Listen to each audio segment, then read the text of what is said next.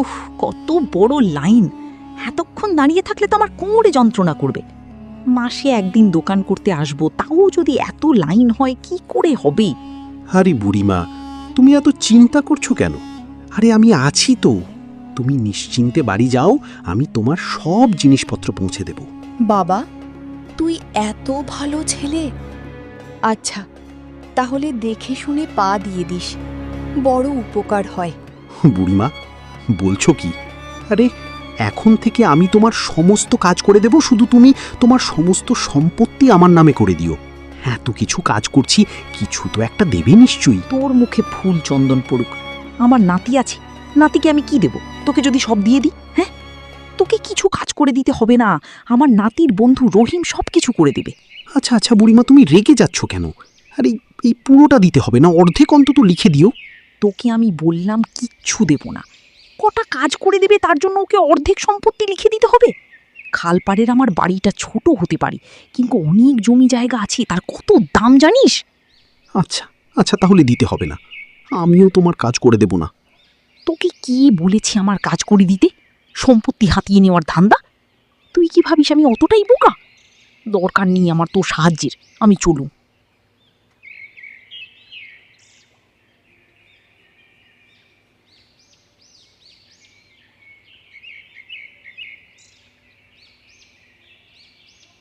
আরে কলমি, কোথায় যাচ্ছিস রে তুই? আবার ওই দোকানে যাচ্ছিস না তো? বুড়িমা, আমি তো ওই দোকানে সারা মাসে জিনিসপত্র নিতে যাচ্ছি। তুমি কি করে জানলে গো? তুমি কি ওই দোকানে গিয়েছিলে নাকি? হ্যাঁ, আমি ওখান থেকেই ঘুরে আসছি। যা বড় লাইন পড়েছে, এতক্ষণ দাঁড়িয়ে থাকা আমার পক্ষে সম্ভব নয়। এদিকে বাতের ব্যথা নিয়ে ভুগছি, বেশিক্ষণ দাঁড়িয়ে থাকলে কোমরে আবার ব্যথা করবে। ও বাবা, তুমি যা বলছো তাতে তো আমাকেও ফিরে যেতে হবে। আমার তো পোড়া কপাল, আমার যা কষ্ট হয় তাই জন্য ফিরে যাচ্ছি। যদি এখন আমার নাতিটা থাকতো, তাহলে সবকিছু সমাধান হয়ে যেত। সব সময় কি নাতিকে টেনে ধরে রাখলে হবে? ওকেও তো বাইরে যেতে দিতে হবে। দেখো, ও শহরে গেছে বলে আজকে এত বড় একটা চাকরি করছে, তোমার মুখ উজ্জ্বল করেছে। সেটা ঠিক, কিন্তু আমারও তো বয়স হচ্ছে, কখন উপরওয়ালার ডাক চলে আসবে কেউ কি বলতে পারি? বুড়িমা, তুমি তো বেশ ভালোই আছো, কেন এইসব অলক্ষণে কথা বলছো? যাও, তুমি বাড়িতে যাও। আমার সাথে কথা বললেই যত উল্টোপাল্টা কথা বলবে। আরে কলমি, রেগে যাচ্ছিস কেন? আমি তো কিছু ভুল কথা বলিনি। না, রেগে যাবে না, একদম তুমি এসব কথা বলবে না। আমিও তো এই গ্রামে একা থাকি। তাতেই হয়েছে কি, তুমি আর আমি দুজনে একসাথে কি সুন্দর মিলেমিশে থাকি বলো তো। আচ্ছা আচ্ছা, আর বলবো না, এবার তুই যা, না হলে আবার লাইন বেড়ে যাবে। হ্যাঁ, যাচ্ছি, তুমি সাবধানে বাড়ি যাও, বাড়ি গিয়ে বিশ্রাম করো।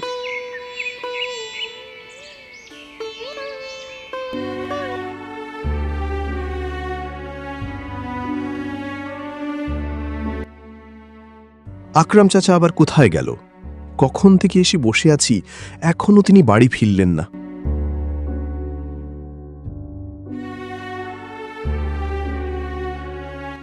আরে শফিকুল, তুই চলে এসেছিস? আরে আজকে আমার আসতে একটু দেরি হয়ে গেল। এই সারা মাসের দোকানে বাজার করতে গিয়েছিলাম তো, এত বড্ড লাইন। এত লাইন হয় বলেই আমি সবার শেষে যাই, তখন আর লাইন থাকে না। ব্যাগ নিয়ে যাই, ব্যাগ ভরে নিয়ে চলে আসি। আমি কি আর তোর মতো সবসময় ফাঁকা বসে থাকি নাকি? আরে আমার কত কাজ তুই নিশ্চয়ই জানিস, তাই এই সময় যেতে হলো।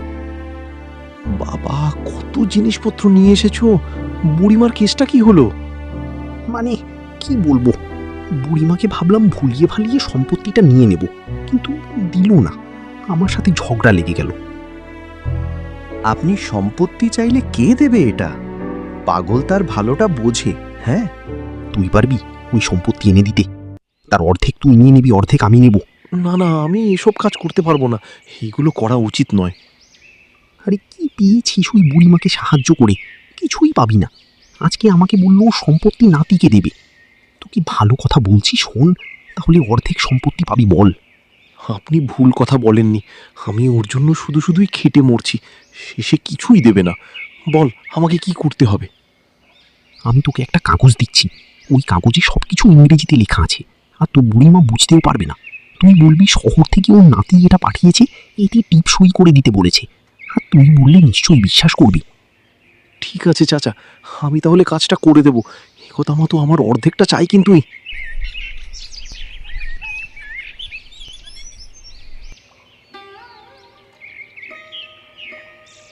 আরে বুঝলি কলমি, এবার নাতিটা এলে বিয়ে দেব। আমার ইচ্ছে আমি বেঁচে থাকতে থাকতে নাতিটাকে বিয়ে দেব। আরে বিয়ের বয়স কথাই হয়ে গেল বুড়িমা, নাতিটার গলায় কেন বিপদ ঝুলিয়ে দিচ্ছ? একা আছে, ভালো আছে তো, আরো 2-3টে বছর যাক না। তাহলে এত তাড়াতাড়ি চিন্তা ভাবনা করছো কেন? ছেলেটাকে আর কটা বছর শান্তিতে বাঁচতে দাও। ঠিকই বলেছিস, এত তাড়াহুড়ো করে ওকে বিপদের মুখে ফেলে দেওয়াটা ঠিক হবে না। সাধা সিধে নাতি আমার। আজকে জানিস আমাদের গ্রামের যে ব্যবসায়ী, কি যেন নাম তার ভুলে যাচ্ছি। তার নাম আকরাম? তা কি করেছে সে? আমি যখন লাইনে দাঁড়িয়েছিলাম তখন বলছি আমার সমস্ত কাজ করে দেবে। আমি ভাবলাম খুব ভালো কথা। তারপর বলছে তোমার সব সম্পত্তি আমার নামে লিখে দাও, আমি তোমার খুব খেয়াল রাখব। আমিও বেশ করে কথা শুনিয়ে দিয়েছি। বেশ করেছ, ওরা মুখ লোক একটা। সব সময় মাথায় বদমাইশি বুদ্ধি, কি করে নিজের সম্পত্তি বাড়ানো যায় শুধু সেই সব চিন্তা ভাবনা। এখন তোমার সম্পত্তির উপর নজর পড়েছে, তুমি সাবধানে থেকো, ওই লোকটাকে বিশ্বাস নেই। একবার আসুক না, মোর ঝটা নিয়ে তীরই যাব। সম্পত্তির লোভ সারা জীবনের মতো ছাড়িয়ে দেব। তুমি থামো গো, তোমার এরকম কথা শুনে আমার হাসি পাচ্ছে। শুধু কথা নয়, তুমি এমনভাবে অভিনয় করে বলছো যে কেউ দেখলেই হেসে ফেলবে। আমি তো সারা জীবন এভাবে আনন্দে থাকতে চাই, তার জন্য সব সময় এরকম করি। কি করব, একা মানুষ, নিজেকে ভালো রাখতে গেলে এইসব একটু করতেই হবে। আচ্ছা, আজকে বাড়ি গেলাম, দেখি বাড়ির কাজগুলো আস্তে আস্তে করি।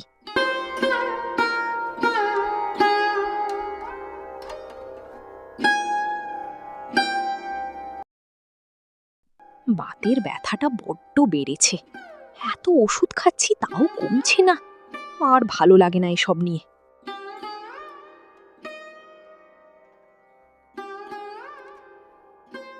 ও শফিকুল, বাতের ব্যথাটা কদিন বড্ড বেড়েছে, এত ওষুধ খাচ্ছি তবুও কমছে না, একা কাজকর্ম করতে হচ্ছে। তা তুই এই সময় আমার বাড়িতে এলি, কিছু দরকার আছে নাকি? হ্যাঁ গো বুড়িমা, আজকে সকালে হাসিবুল এই কাগজপত্রগুলো পাঠিয়েছে শহর থেকে, আর তার সাথে চিঠি লিখে পাঠিয়েছে এই কাগজগুলোতে দিদার টিপসই নিয়ে অতি দ্রুত পাঠিয়ে দিতে। সকালে পাঠিয়েছে? তাহলে তো সকালেই চলে আসতে হয়, এতই যখন তাড়াতাড়ি চাই। আসলে আমি কাজে গেছিলাম তো, তাই জন্য আসতে পারিনি। তুমি এখন তাড়াতাড়ি টিপসইটা দিয়ে দাও, আমি গিয়ে পোস্ট অফিসে জমা করে দিয়ে আসি। তবু নাতিটা আমায় একটা চিঠি লিখলো না, তোকে দিয়ে বলে পাঠালো। আসুক বাড়িতে, তারপরে মজা দেখাচ্ছি। বুড়িমা এখন খুব কাজের চাপে আছে, হাসিবুল আর এইসব কাগজপত্র ইংরেজিতে লেখা আছে তো, তাই জন্য আমাকে পাঠালো। আমি যদিও বা অত ভালো করে বুঝি না, মনে হয় কিছু দরকারি কাগজপত্র। তুমি এই টিপসইটা করে দাও না গো, ওই দেরি হচ্ছে তো। হ্যাঁ দে, দরকারি সব জিনিস, দরকারি কাজ আগে মিটিয়ে ফেলাই ভালো। তুমি কি জানো বুড়ি, এতে স্বাক্ষর করে তুমি কত বড় ভুল করলে? এখন এই সমস্ত সম্পত্তি আমাদের হয়ে গেল, এবার আমি এর অর্ধেক পেয়ে যাব। আমারও তাহলে এখন অনেক সম্পত্তি হবে। শফিকুল, তাড়াতাড়ি যা, তাহলে পোস্ট অফিসে কাগজপত্র জমা দিয়ে দে। শহরে যেতে যেতে আবার 2 দিন লাগে। বুড়িমা, আমি তাহলে এখন আসি, তোমার সাথে পরে কথা বলবে। আর যদি কিছু দরকার হয় আমাকে খবর পাঠিও, কেমন?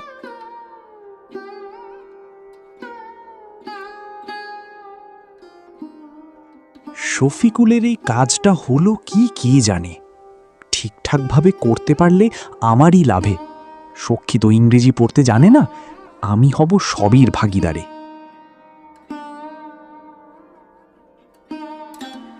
আকরাম চাচা যেমন যেমন বলেছেন ঠিক তেমন তেমন ভাবে কাজ করে নিয়েছি, বুড়িমার টিপসই পেয়ে গেছি। বাহ, তুই তো বেশ কাজের ছেলে আছিস। তোর কাজ এখন শেষ, এখন আসতে পারিস। আসতে পারি মানে? আমার ভাগটা আমাকে দাও, আমি তো সব কাগজ নিয়ে এলাম, এবার আমার কাগজগুলো আমাকে দিয়ে দাও। তুই কি আমাকে এতটা বোকা পেয়েছিস নাকি? আমি সব সম্পত্তি আমার নামে লিখে নিয়েছি, তোর নামে একটা কাগজপত্র নেই। লোভ দেখিয়ে তোকে দিয়ে আমি কাজটা করিয়ে নিয়েছি। আকরাম চাচা, আমি তোমাকে বিশ্বাস করে কাজটা করে দিলাম, আর তুমি আমার সাথে বেঈমানি করলে। আরে বেঈমান তো তুই রে। বুড়িমা তোকে এত বিশ্বাস করে টিপসই দিয়ে দিল, তুই বিশ্বাসটাই রাখলি না, আবার আমাকে বেঈমান বলছিস? বুড়িমাকে তো তুইও ভালোবাসতিস, ভালোবাসা কোথায় গেল? উড়ে গেল। আকরাম চাচা, কাজটা কিন্তু তুমি ভালো করলে না। আমি ইংরেজি জানি না বলে তুমি সেটার ফায়দা নিয়ে নিলে। হ্যাঁ, আমি ব্যবসায়ী মানুষ রে। এই তোদের মতো অশিক্ষিতদের দুবার বেচে আবার কিনে নেব। তুই নাকি আমার ভাগিদার হবি? এটা সম্ভব? যেমনি আমার কাজ করছিস তেমনি করবি। এবার যদি এই কাজটাও ছেড়ে দিতে চাস তাহলে ছেড়ে দে, আমি নতুন কাজের ছেলে দেখে নেব। সবাই ঠিকই বলে, ব্যবসায়ীদের কখনো বিশ্বাস করতে নেই। তারা তাদের লাভ নিয়ে ঠিক বেরিয়ে যাবে, আর সাধারণ মানুষ হাহাকার করবে। তবে এইভাবে কতদিন? উপরওয়ালা নিশ্চয়ই এর একটা বিহিত করেই ছাড়বে। উপরওয়ালা আমাকেও ছাড়বে না, আমিও বেঈমানি করেছি। এই রাত দুপুরে আমার কানের কাছে আর জ্ঞান জ্ঞান করিস না, বাড়ি গিয়ে ঘুমিয়ে পড়। অনেক কাজ করে দিয়েছিস আমার।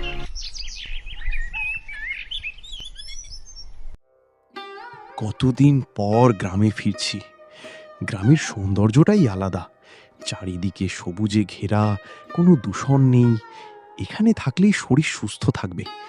দিদিমা, আরে ও দিদিমা, বাইরে এসো, কি এসেছে দেখো। ও মা, তুই এসেছিস?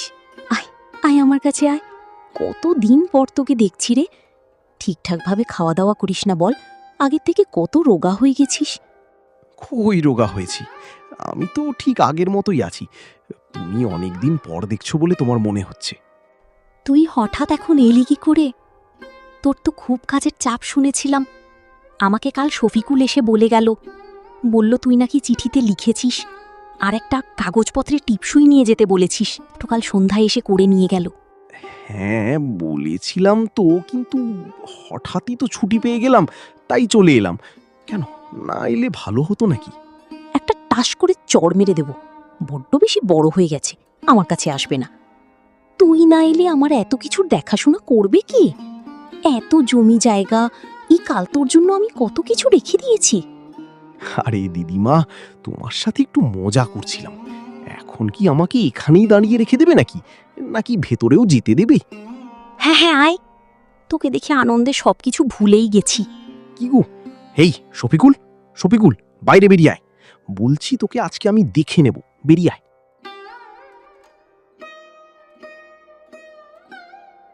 রহিম, কতদিন পর তোর সাথে দেখা রে ভাই।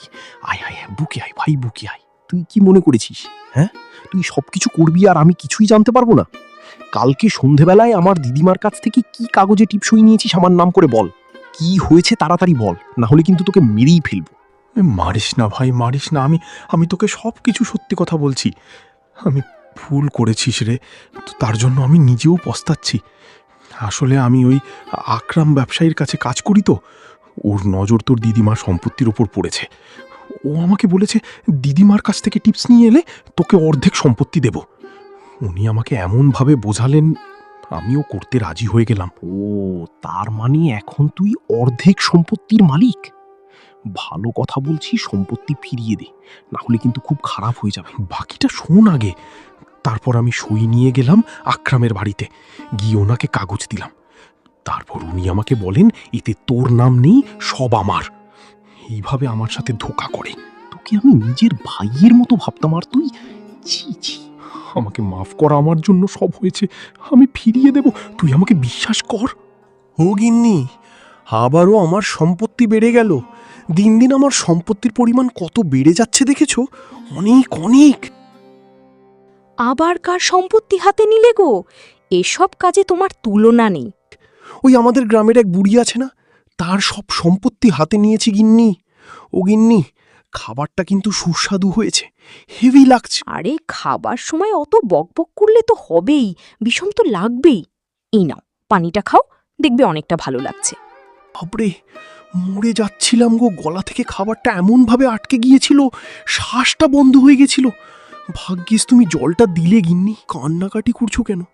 দেখো, এখন তো আমি একদম ঠিক আছি, কান্নাকাটি করো না। আচ্ছা আচ্ছা বাবা, আচ্ছা, আমি তোমার সব কথা শুনবো। আর কেঁদো না, দেখো এখন তো আমি একদম ঠিক আছি। আরে রহিম, শফিকুল, দুই বন্ধু একসাথে কোথায় যাচ্ছিস? শহর থেকে কবে ফিরলি? মোড়ল মশাই, আমি কালকেই ফিরেছি, আর আপনার কাছেই যাচ্ছিলাম আমরা দুজন। কেন, কি হয়েছে? কিছু সমস্যা নাকি? আকরাম ব্যবসায়ীর কথা মতো কয়েকটা কাগজে রহিমের দিদিমার টিপসই নিয়ে নিয়েছিলাম। আসলে আসলে এই কাগজপত্রে লেখা ছিল সমস্ত সম্পত্তি আকরামের নামে করা হলো, কিন্তু আকরাম চাচা আমাকে লোভ দেখিয়েছিল, বলেছিল অর্ধেক সম্পত্তি নাকি তোর নামে করে, কিন্তু করেনি। শফিকুল, তুই এমন কাজ কবে থেকে করছিস? আমি তো জানতাম তুই ভালো ছেলে। ছিছি, মোড়ল মশাই অনেক বড় ভুল করেছে, আমার কাছে ক্ষমা চেয়ে নিয়েছে। আমি আবার ওকে বিশ্বাস করলাম।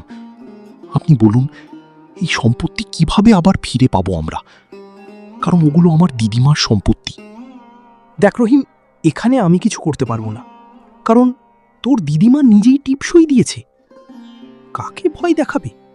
আরে ওর তো খুব শরীর খারাপ, ওর বাড়িতেই তো যাচ্ছি আমি। কালকে রাত থেকে নাকি খুব শরীর খারাপ হয়েছে। তোরা যদি বুদ্ধি খাটিয়ে কিছু করতে পারিস। আরে কি হলো গো তোমার? হায় হায়, কি হলো তোমার?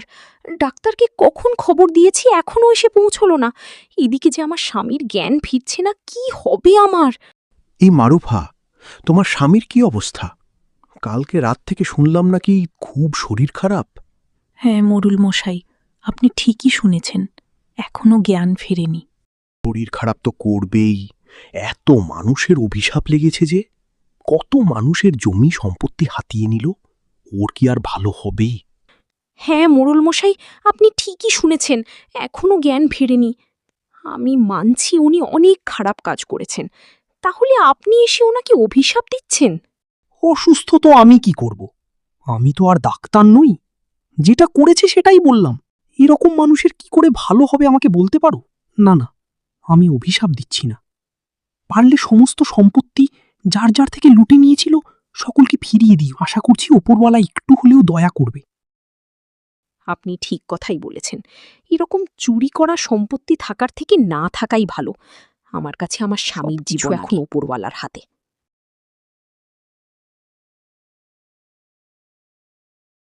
বৌদি, বৌদি, কি হয়েছে? তুমি এরকমভাবে অসহায়ের মতো বসে আছো কেন? কি আর করব বলো, তোমার কর্তাবাবু মৃত্যুশয্যায় শুয়ে আছে। সবাই বলছে নাকি অনেক মানুষের অভিশাপ লাগার কারণে এরকম হয়েছে। হ্যাঁ বৌদি, এরকম হতেই পারে। এই কদিন আগে আকরাম চাচা আমার বন্ধু রহিমের দিদিমার সমস্ত সম্পত্তি নিজের নামে করে নিয়েছে। সবাই তো অভিশাপ দেবেই, তাই না? আচ্ছা, আমি যদি তোমাদের জমি জমা ফিরিয়ে দিই, তাহলে তো নিশ্চয়ই তোমাদের চাচা ঠিক হয়ে যাবে। হ্যাঁ, হয়ে যেতেই পারে। তাহলে বৌদি, তুমি কাগজে চাচার একটা টিপসই করিয়ে রহিমকে দিয়ে দাও।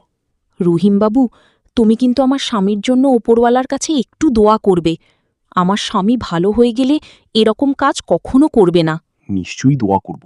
তবে আমার দিদিমার জমির কাগজপত্রগুলো পেয়ে গেলে ভালো হতো। আপনি একটু তাড়াতাড়ি করুন। শফিকুল, তুমি তাহলে তাদের পত্রগুলো আলমারি থেকে বের করে ওই ঘরে নিয়ে এসো। আমি তো ইংরেজি পড়তে জানি না, তুমি একটু পড়ে দিও। বৌদি, তুমি তাহলে চাচার কাছে যাও, আমি নিয়ে যাচ্ছি। রহিম, তুই বৌদির সাথে যা। হ্যাঁ, কি হলো, শফিকুল কি কাগজপত্রগুলো খুঁজে পেল নাকি? এত দেরি করার ছেলে তো ও নয়। এই যে বৌদি, কাগজগুলো পেয়েছি আর কালিও এনেছি। এবার তুমি চটপট চাচার হাত দিয়ে টিপসইটা এনে কাগজটা দিয়ে দাও, তাহলে রহিমের দিদিমার জমি সম্পত্তি সব ফিরে পেয়ে যাবে। এক্ষুনি করে দিচ্ছি, তুমি চিন্তা করো না। আমরা আর এসব খারাপ কাজ করব না। আশা করছি তোমার চাচা এবার ভালো হয়ে যাবে, ওকেও এসব কাজ করতে দেব না। এই যে, আমরা আমাদের কাজ করে দিয়েছি, এবার গ্রামের আরও সমস্ত মানুষের সম্পত্তিও ফিরিয়ে দেব। রহিম, দেখ, আমি তোর সাথে বেইমানি করেছিলাম, তবে তোর দিদিমার সম্পত্তি আমি তোকে ফিরিয়ে দিলাম। এবার তো আমার উপর বিশ্বাস কর। দেখ ভাই, বিশ্বাস হলো কাঁচের মতো। কাঁচ ভেঙে গেলে যেমন জোড়া লাগলেও ফাটল থেকে যায়, ঠিক তেমনি বিশ্বাস একবার ভেঙে গেলে জোড়া লাগালে একটু হলেও ফাটল থেকে যায় রে। তাহলে তুই কি আমাকে ক্ষমা করবি না? ক্ষমা তো তোকে করে দিয়েছি, তবে আর কোনোদিন বিশ্বাস করতে পারবো না রে।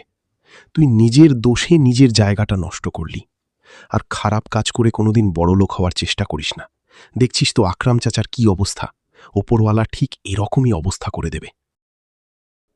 তোমার বন্ধুর কথাগুলো ঠিকই বলেছে, ভুল কিচ্ছু বলেনি। 10টা মানুষের খারাপ করে নিজে বড়লোক হওয়ার কোনো মূল্য নেই। তাই হয়তো আজ আমার স্বামীর এই অবস্থা। শুধরে যাও এবার।